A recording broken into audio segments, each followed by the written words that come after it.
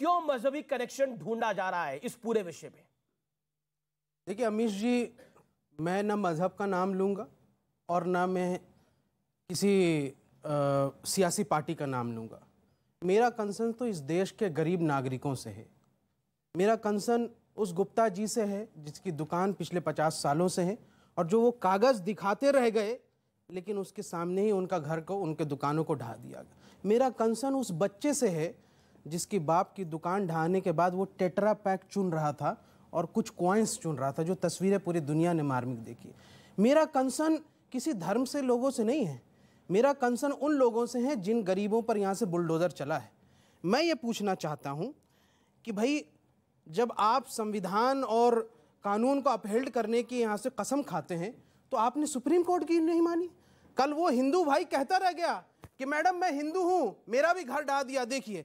लेकिन यहाँ से सवाल ये है कि भाई आप तो सबके यहाँ से नुकसान पहुंचा रहे हैं। ठीक है, आपने सुप्रीम कोर्ट की नहीं मानी, सुप्रीम कोर्ट के ऑर्डर के बाद भी आपने यहाँ से उसको ढा दिया। और आज से ओवैसी और राहुल गांधी और आम आदमी पार्टी का अमरुल्लाह खान, ये तीनों गलत है। देखिए अमीश जी, मैं इंडिया मुस्लिम फाउंडेशन का अध्यक्ष हूं, मैं जन अधिकार पार्टी का राष्ट्रीय प्रवक्ता भी हूं। मेरी जिम्मेदारी यहां तक, और मैं कहूंगा कि आज सुप्रीम कोर्ट ने इसको बहुत सीरियस लिया है, इसलिए 2 हफ्ते के लिए टाल दिया और सबको यहां से कहा फाइल करने के लिए। लेकिन मैं संबित जी से कहना चाह रहा हूं, आज ये अभी थोड़ी देर में जस्टिफाई करेंगे, हाँ हम तो बुलडोजर चलाएंगे, सबके घर चलाएंगे। और जब कंगना रनावत सबके नहीं, दंगाइयों के, इन्होंने कहा अभी अवैध निर्माण वालों के। अच्छा देखेंगे तो क्या वो खरगोन में जिसको यहाँ से प्रधानमंत्री आवास योजना से मिला था वो अवैध थे? जिसका हाथ कट गया था दोनों, वो पत्थर क्या चला सकता, वो अवैध थे?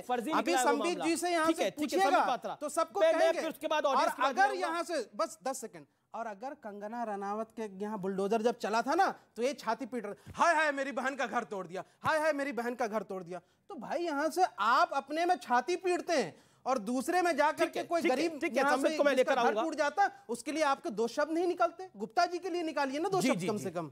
संबित पात्रा, आपको क्या लगता है ये गुप्ता जी के लिए हो रहा है? ये पूरे विश्व में एक नैरेटिव बनाया जाता है और जो बहुत दिनों से बनाया जा रहा है कि मुस्लिम प्रताड़ित है, माइनॉरिटी के ऊपर अटैक हो रहा है, देश में संविधान खत्म हो गया है, मुसलमानों की जान खतरे में है। और देखिए, पहली बार कोई भारतीय जनता पार्टी को कटघरे में नहीं खड़ा किया गया है। भारतीय जनता पार्टी को मुस्लिम प्रताड़ित है कह के कटघरे में तब भी खड़ा किया गया था अमीश देवगन जी, जब अनुच्छेद 370 हटाया गया था। कहा गया था मुसलमान खतरे में है, खून की नदियां बह जाएंगी। आप याद करिए, मुसलमान खतरे में है तब भी कहा गया था जब बुरहान वानी को मारा गया था और विक्टिम कार्ड निकाल के कुछ पत्रकार खुद बैठे थे। तो बेचारा हेडमास्टर का बेटा था, कितना गरीब हेडमास्टर का बेटा था, बुरहान वानी को मार दिया आपने। अफजल गुरु के लिए तो बड़े बड़े नेताओं ने जेएनयू में जाकर कहा कि अफजल हम शर्मिंदा हैं, तेरे कातिल जिंदा हैं। इस प्रकार की परिस्थिति रही थी जिस प्रकार मुस्लिम प्रताड़ित है, इस नैरेटिव को फ्लोट करने के लिए। मुस्लिम प्रताड़ित तब भी था जिस समय याकूब मेमन को सुप्रीम कोर्ट ने फांसी दिया। इन लोगों ने कहा याकूब मेमन मुसलमान है, इसलिए एक मुसलमान को फांसी दिया गया है। मैं आपको एक बात बताऊं, ड्रामेबाजी नहीं करनी चाहिए। मुसलमान जो एक सेकंड सर, मुसलमान किस जगह खतरे में नहीं है? अमेरिका में मुसलमान खुश, एक सेकंड सर, मुसलमान अमेरिका में भी खुश नहीं है। आज स्वीडन में भी लड़ाई चल रही, मुसलमान स्वीडन में भी खुश नहीं है। मुसलमान चाइना में भी प्रताड़ित है, मुसलमान रशिया में भी खुश नहीं है। वो केवल खुश वही हैं जहां वो नहीं है, बाकी हर जगह वो प्रताड़ित हैं। उनके ऊपर हम अटैक कर रहे हैं, उनको मारा जा रहा है।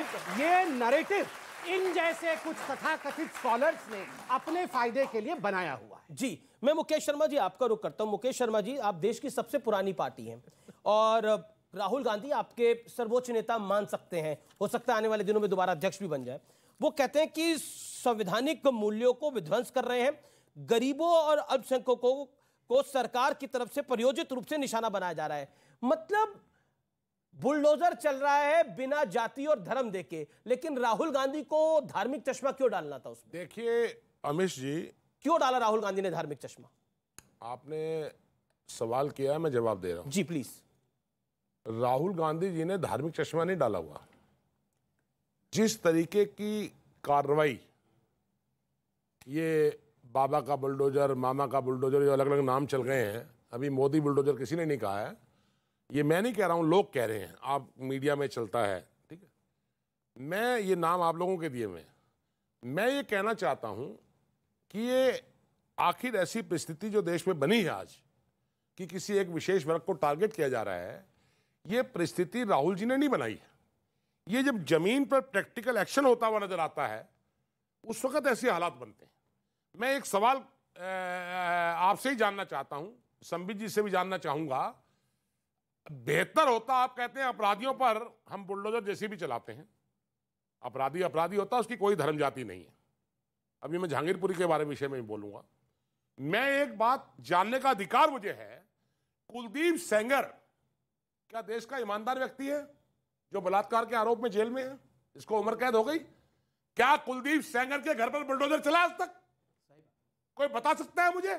ठीक है, जवाब ले लेते हैं। क्या वो किसी की बहन बेटी नहीं थी इसके साथ? आपने बोला, एक सेकंड पहले राहुल गांधी की बात पर आते हैं। नहीं, आप पहले कुलदीप सेंगर को गायब नहीं, देखिए विषय भी राहुल गांधी है ना, कुलदीप सेंगर पे भी जवाब देंगे संबित पात्रा। एक सेकंड, आप बात तो बताइए, एक सवाल का जवाब दीजिए। एक मुकेश जी एक छोटा सा मेरा पॉइंट है।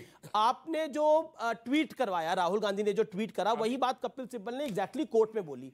कोर्ट ने आज, सुप्रीम कोर्ट ने क्या जवाब दिया? मैं जवाब दे, सुप्रीम कोर्ट ने क्या जवाब दिया? एक मिनट, सुप्रीम कोर्ट ने क्या जवाब दिया कि दोनों समुदायों में चला है? मैं बोलूं, यानी मुसलमान का चश्मा कांग्रेस पार्टी के सर्वोच्च नेता ने डाला हुआ है क्या? जो राहुल जी ने ट्वीट किया है जी, वो ट्वीट इस देश की भावनाओं के, लोगों की भावनाओं के अनुरूप है। किस देश की? मैं जिस देश में मैं और आप रहते हैं, उस देश की भावना अगर ये होती तो कांग्रेस पार्टी जीतती ना। मैं इस पर जवाब दिया, इसका जवाब है जी, इसका जवाब है जनाब अली, इसका जवाब भी है मेरे पास जी।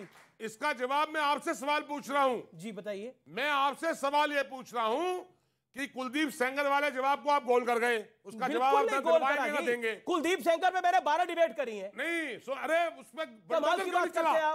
बुलडोजर क्यों नहीं चला आज तक? आप कह रहे हैं कि कुलदीप सेंगर पे बुलडोजर चलेगा तो मुसलमानों पे बुलडोजर चलना चाहिए। ठीक है, अब रुकनी एक सेकंड, आपने यही बोला ना। अब आपने मुझसे सवाल किया, आपने सवाल पूछा, जवाब दिया आपने। अब संबित पात्रा को जवाब देने दीजिए। एक मिनट, जी, मैं दो एक इकट्ठा ही जवाब दे देंगे। जी, दूसरी बात मैं कहना चाहता हूं, जी, जो आशीष मिश्रा उर्फ पैनी है, जी, मोनू जी, उसने सरेआम थार गाड़ी से किसानों की हत्या कर दी। जेल में है वो। अरे भाई, अब मुझे यार, अरे जेल में है, लेकिन उसको आप अपराधी मानते हैं नहीं मानते? अगर अमित देवगुण अपराधी मानते हैं तो बुलडोजर क्यों नहीं चला आज तक? जो अपराधी है तो जेल में है। ठीक है संबित पात्रा, जवाब नहीं है। संबित पात्रा, एक मिनट, अब आप देखिए बहुत लंबा हो रहा है। देखिए मैं तो ऋतुराज जी के बाद जहांगीरपुरी में आ रहा हूं। एक मिनट, एक सेकंड में कितना ही जवाब दे दें? एक सेकंड नहीं, मैं अरे 5 सेकंड में खत्म कर। जहांगीरपुरी में जी, मैं ये कहना चाहता हूं अमित देवगुण जी, आपके शो में खड़ा होकर जिम्मेदारी के साथ जी, राहुल जी के ट्वीट के जवाब में ही कांग्रेस पार्टी का स्पष्ट रूप से स्टैंड है। तलवार वाले, भाले वाले, पत्थर वाले, रिवॉल्वर वाले, बंदूक वाले, सब जिनके पास हथियार थे, ठीक है, जिन्होंने माहौल खराब किया है, जी, तलवार वालों की वीडियो न्यूज 18 को दिखानी चाहिए। जो आप नहीं दिखा रहे हैं, हम सबके वीडियो दिखा रहे हैं, क्यों नहीं हो रही? हम सबके वीडियो दिखा रहे हैं, भगवान सबके वीडियो दिखा रखते थे, बजरंग बली तो गदा रखते थे, ये तलवार कहां से आ गई है? ठीक, छोटे छोटे बच्चों के हाथ में आपने तलवार दे दी। 2 नाबालिग बच्चों पर मुकदमा दर्ज किया। बच्चा भी अपनी मां से एक सवाल